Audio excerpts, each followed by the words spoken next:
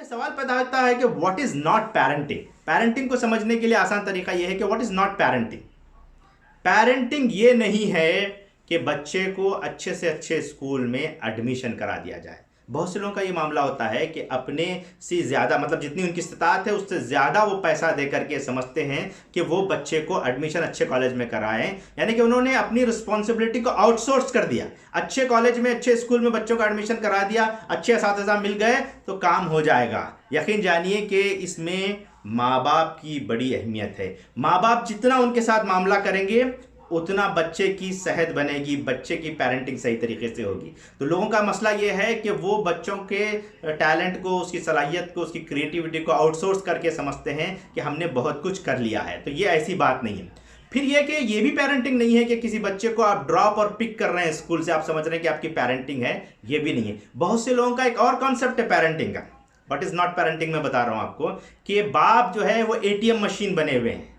बच्चा जब भी आकर के उनके पास मुलाकात करता है जब उसे पैसे की ज़रूरत होती है, पूछते हैं कि क्या होना है, कितना होना है, कब होना है। ये 3 सवालात करते हैं और फिर उनका जिम्मेदारी ख़त्म, पेरेंटिंग। तो आप अगर एटीएम मशीन बने हुए हैं तो बच्चा आपका ना तो क्रिएटिव होगा, ना तो उसके अंदर कॉन्फिडेंट आएगा, ना उसके कैरेक्टर में तब्दीली आएगी। तो एजुकेशन के जो ग्रेटर आप ऑब्जेक्टिव्स कह सकते हैं या ग्रेटर गोल्स कह सकते हैं, 3 ग्रेटर गोल है जिसका मैंने आपके सामने तस्करा किया। फर्स्ट है कॉन्फिडेंस, दूसरा है आपका क्रिएटिविटी, और third and most important is character. ये 3 बेसिक डायमेंशन है किसी भी पेरेंटिंग के अप्रोच के लिए। आप बच्चा होमवर्क कर रहा नहीं कर रहा है, ये पेरेंटिंग का ग्रेटर गोल नहीं है। बच्चा अच्छे मार्क्स लेके आना, ये भी पेरेंटिंग का ग्रेटर गोल नहीं है, एक्चुअल गोल नहीं है। हमारा फोकस जो मिनिमम लेवल के गोल हैं, हमारा फोकस उस पर है।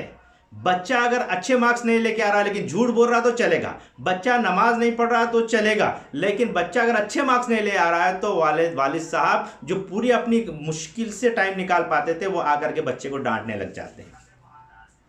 बोर्ड एग्जाम में अच्छे रिजल्ट ना आ जाए, लाइफ स्टाइल उसका ख़राब हो जाए चलेगा, उसकी पोटेंशियल तबाह बर्बाद हो जाए चलेगा, लेकिन फोकस ये है कि एग्जामिनेशन में वो बाजू वाले घर से या अपने रिश्तेदारों में जो लोग मौजूद हैं उनसे कम नहीं आना है।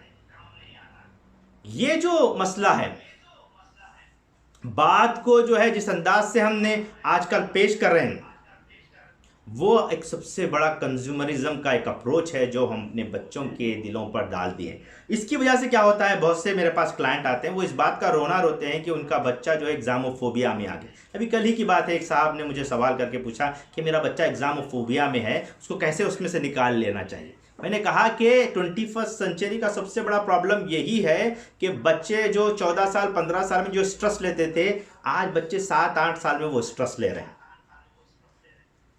तो अजीज़ मोहतरम साथियों, ये बहुत अहम तरीन चीज़ है कि हमें डिफ्रेंशिएट करना है what is parenting and what is not parenting. Parenting ये नहीं है कि बच्चा अच्छे स्कूल में पढ़ना चाहिए, पेरेंटिंग ये नहीं है कि वो बच्चे को पिक एंड ड्रॉप करना, पेरेंटिंग ये नहीं है कि बच्चा अच्छे से होमवर्क करना, पेरेंटिंग ये नहीं है कि आप एटीएम मशीन बने। ठीक है, उसके कुछ चीज़ें बहुत अहम तरीन है, लेकिन इसको ही सब कुछ समझ करके इसी को पेरेंटिंग समझना, ये सबसे बड़ा हमारा ये कह सकते हैं कि गलती है जो हम कर रहे हैं। तो मैंने ये बात बताई कि आपके सामने 3 डायमेंशन ऑफ पेरेंटिंग, वो कौन कौन से हैं, जरा चैट बॉक्स में आप लोग लिख सकते हैं। What are the 3 dimension of confident, character, creativity. Great जी। तो हमने एक बात इंपॉर्टेंटली आपको ये बताई कि सबसे इंपॉर्टेंट जो है कॉन्फिडेंट है फर्स्ट नंबर पर, कैरेक्टर उसके बाद या क्रिएटिविटी उसके बाद, और कैरेक्टर उसके बाद। इसलिए कि कॉन्फिडेंट अगर बच्चे का चला जाए तो कितना ही बच्चा क्रिएटिव हो, बच्चा कितना ही उसके अंदर कैरेक्टर हो, लेकिन कॉन्फिडेंट ना होने की वजह से वो कुछ भी नहीं कर सकता है। अब ये